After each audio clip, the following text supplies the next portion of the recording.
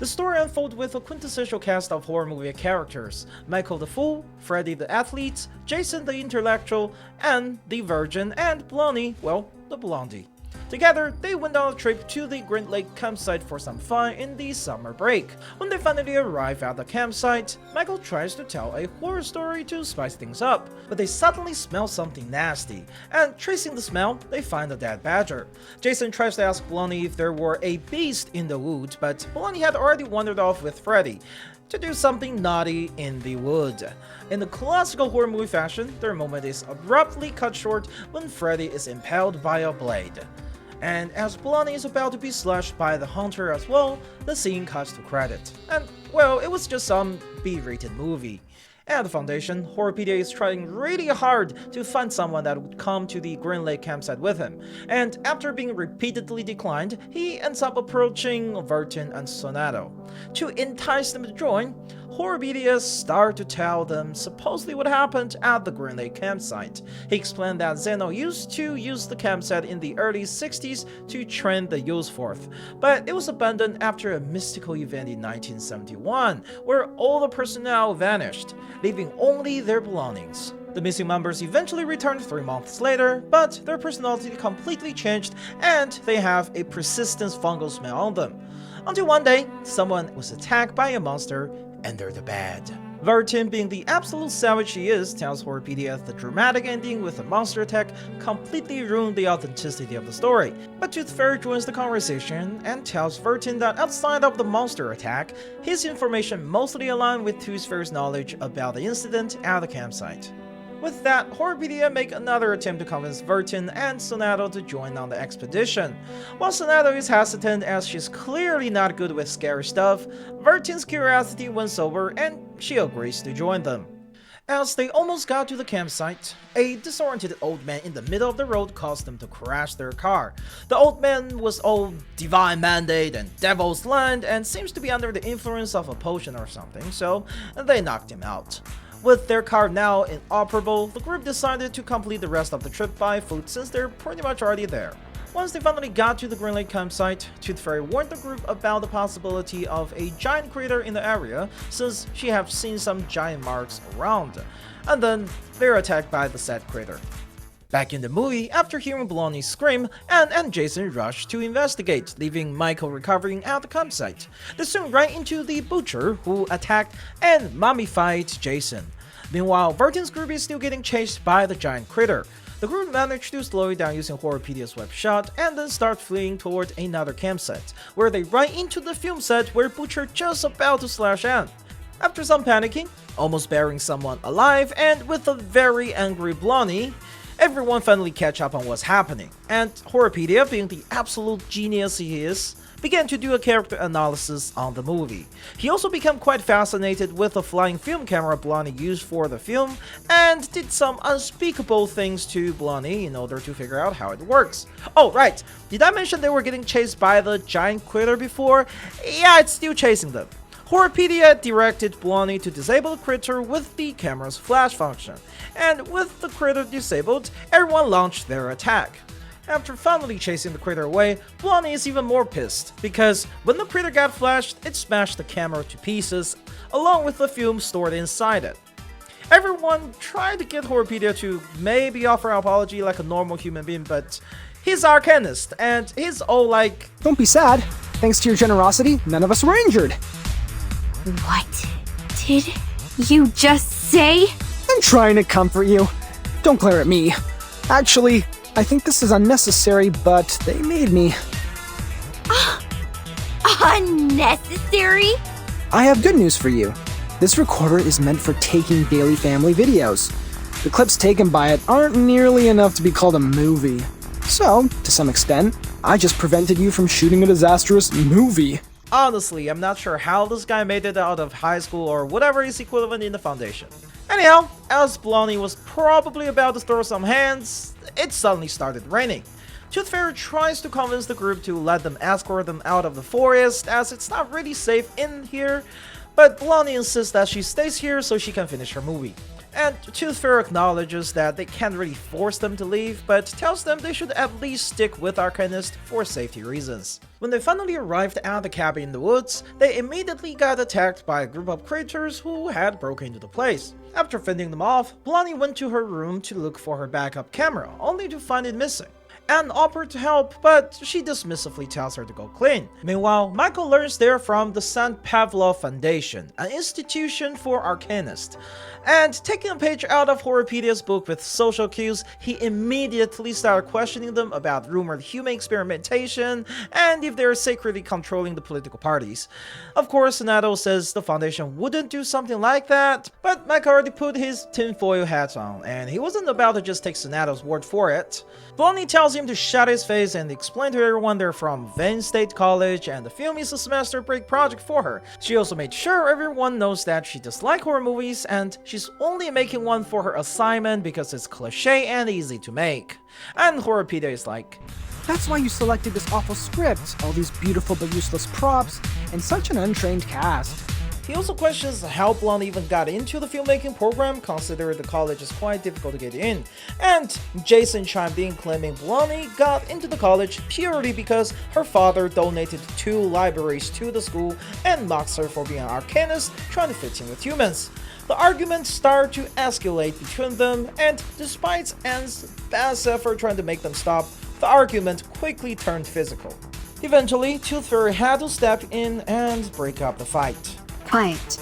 If you don't shut up now, I will shut you all up forever. To ease the tension after the argument, Vertin asks if Anne's also from the college. Blondie tells her that Anne is actually a local who she brought in to replace an actress who was sick. Blondie also mentioned that the only other college member is Rod, the actor for The Butcher. However, Freddy tells her Rod was hospitalized along with the original Anne and didn't come. It was at that moment they realized whoever was playing the Butcher was not actually a part of the crew. And just as they came to this harrowing realization, a loud Zender shuts off the cabin's electricity. Despite being only 1 PM, the cabin plunged into pure darkness without the lights, and the sun is nowhere to be seen. Jason tries to calm Freddy down, but Horipedia jumps in again, pointing out how their situation is very much a horror movie. Jason calls him paranoid, and to prove they're not in a horror movie, he leaves alone to check on the electric box. After a while, Vertin suggests searching for him in a group, and tells Tooth Fairy prepare for possible evacuation if they also do not come back. But before Vertin gets to head out, light suddenly returns. But Jason didn't. Michael, now completely losing his mind, tries to make everyone leave with him right now. Horipedia points out that's just another horror movie trope where people fail to escape, and when Anne also refused to leave with him, he takes Anne hostage with a gun and flees, with Blondie chasing after them. Vertin and the group also chases after them, but when they got where the car was, they only found Blondie being attacked by a giant critter. Vertin sends Tooth Fairy and Horipedia to go after Michael and Anne, while the rest of the group defeated the critter. Back in the cabin, Blondie finally wakes up and tells everyone Anne jumped off the car when she was attacked by the giant critter. She fears Anne was taken by the Butcher, as that was the last thing she remembers seeing. Tooth Fairy also came back from pursuing Michael and told everyone the car crashed at the edge of the forest, leaving only a key no one recognized and nothing else. While the rest of the people went back to rescue Anne from the Butcher, Tooth Fairy treated Blondie's injury. She was a bit annoyed by the way Blondie was acting all this time, so she used the method she treats humans with, which is quite a bit more painful than just swallow some Tooth Fairies. On the other side, Vertin's group went back to the place where they just fought the critter. The body was already disappeared, but they find a note in its place. They also find some track of the Butcher. Tracking the Butcher's footprint, the group discovered a moss-covered cave. While exploring the vicinity, they find Anne in a well-concealed hole. Vertin swiftly rescues Anne from the hole, but with perfect timing, the Butcher reappears as they are about to leave. As Butcher was just about to swing down to Anne, his blade got caught by a branch and flew off, and somehow managed to reach the blade first. No, I won't allow it!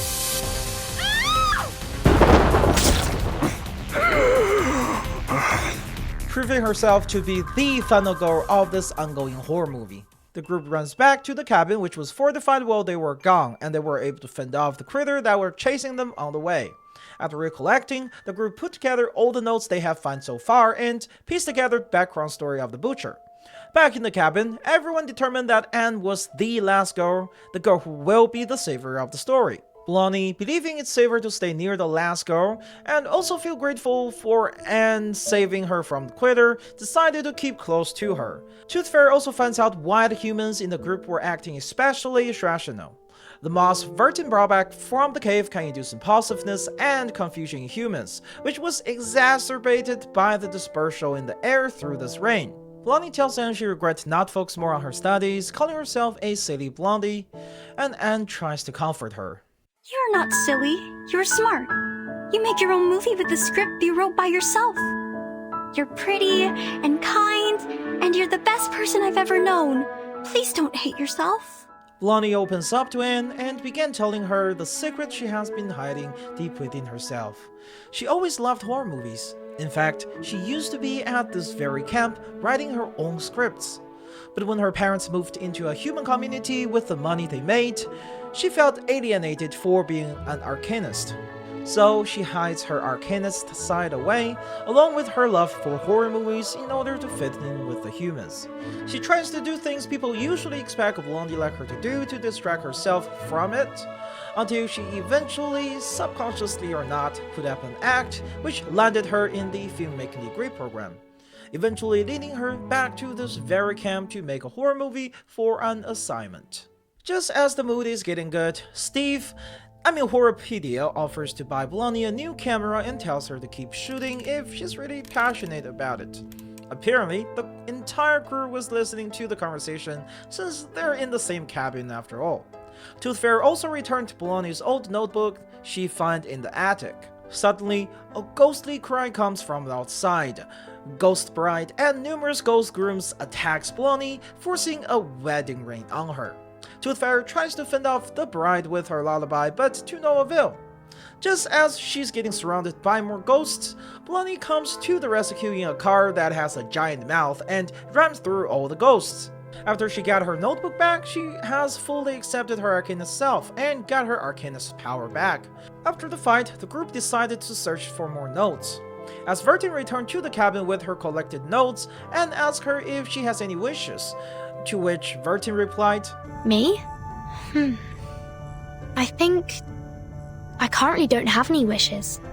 Not even for the most trivial things? My life is good enough without them. How about you, Anne? What do you wish to get? It is a secret. I can't tell you now, but I will get you some presents. I don't have many friends, and I really like you. Have you noticed? The rain has stopped. With everything they have gathered so far, the group deduced that every story they have encountered is connected to the lake. And when they headed to the lake, they discovered a lighthouse in the middle, one that didn't exist when they initially came to the campsite. Using a conveniently placed boat, they reached the lighthouse. The only thing they find in the lighthouse was a suitcase with a red look inside next to it. And inside the suitcase, it's a story. A story about Jennifer the Blondie and Jessica the Deer Girl. Jennifer used to share horror stories with Jessica whenever she came to the campsite. But eventually, Jennifer had to leave this town. This is the story of Jessica. How nice, you're here again. It's been a month since you last showed up here. Just like the character we've seen in the movies, she's a kind, introvert, virtuous girl. The friends of hers took her to a beautiful campsite next to a lovely lake. This would be the perfect place for a swimsuit party. You've grown taller. Can you get up so I can see better? What they didn't know is that deep in the water, a defeated, evil army is in hiding. Why are you frowning? Countless demonic war beasts were roaring relentlessly to be unleashed, and an evil plan has been hatched. A massacre was about to take place. What can I do to make you feel better, Jennifer? Yes, a nightmare indeed. Jessica ran as fast as she could, kept pushing herself to go faster and faster until her ankles could not support one more sprint and she rolled into a muddy pond. The monster with dark fur and a bloody mouth was right behind her. Then... Are you crying? Jennifer? Jennifer! We gotta go! Where are you? Oh no. It's Mom. I'm here! I'm here! Yes. So you are crying, Jennifer? Oh. Aren't you taking the notebook with you? Why are you throwing it into the lake? I really like this place, but I'll probably never come back here again. I gotta go. See you, Jessica. Okay. See you, Jennifer. That was the last story she told. I didn't understand what she meant by see you, for she has never actually seen me. Jessica, now completely alone, starts creating her own stories with the items she collected around the forest and trained the creators to act out on the horror stories. She enjoyed the games, but it eventually got old. She finds some new excitement when a group of humans came to the campsite and she brought them into her little horror stories. But at the end, she couldn't forget about Jennifer. So when she found out Jennifer has returned to make a movie, Jessica was very excited. She joins the crew in disguise and decided to play as the monster in the story. However, the arrival of Verton's group derailed her plan, so she changed the script with the rain and brought everyone into a new story. With the truth unveiled, Jessica revealed her true form to everyone.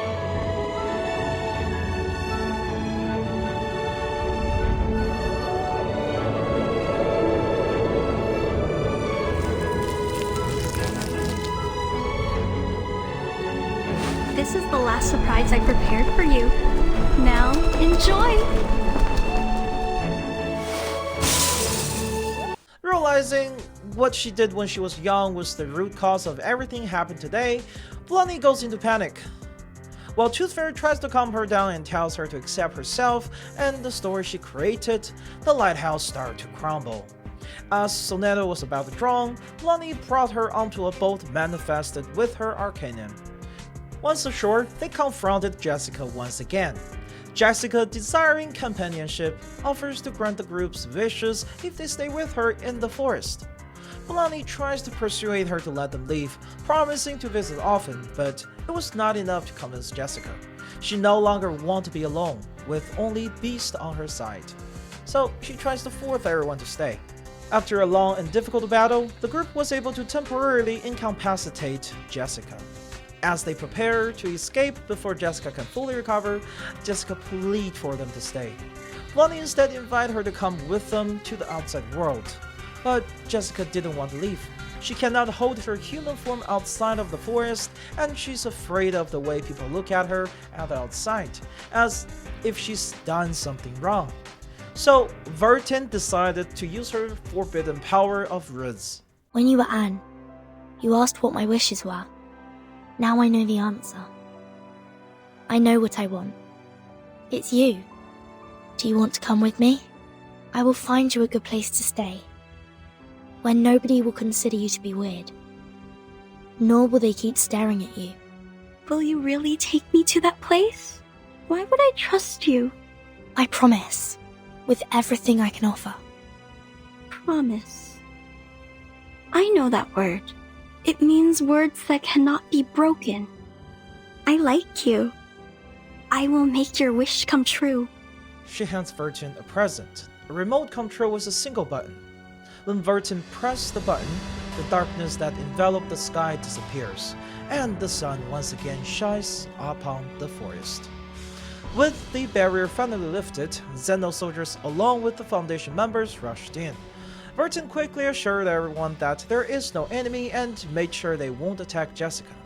Meanwhile, a Foundation investigator escorted Horia to face the very displeased Madam Z, since he didn't even submit an outing application. Though even if he did, he probably won't get it approved considering the past violations. As the group prepared to return to the Foundation, Madam Z discussed the aftermath in the car with Tooth Fairy. She tells Tooth Fairy Horia will be grounded for 3 to 5 months, with a possible reduction in punishment if Verton requests him to be on her team. Regarding Jessica, Madam Z says it's necessary for her to be properly educated in the Foundation first, since she lacks basic common sense and holds very dangerous arcanist powers. The good thing is that, well, Jessica held 9 humans hostage, including the film crew and 6 others from 6 months prior. She did not actually harm their lives. Madam Z also clarified that the story about missing youth force was completely made up. The real significance of Green Lake composite lies in the moss they discovered, which has special properties triggering the evolution of critters, altering their appearance. Jessica was one of the experiments of Xeno Foundation at the time and was accidentally left in the forest when the facility was later relocated, and they were just about to get her out of the forest in collaboration with Xeno. And with that, the story of the Green Lake campsite reaches its conclusion. What happened to Jessica after? Well, we know she ended up graduating from the Foundation somehow. As for how she did it, that's up to you to find out in part 2 of the event. This has been Steampunk X. Thanks you for listening, and I'll see you in the next video.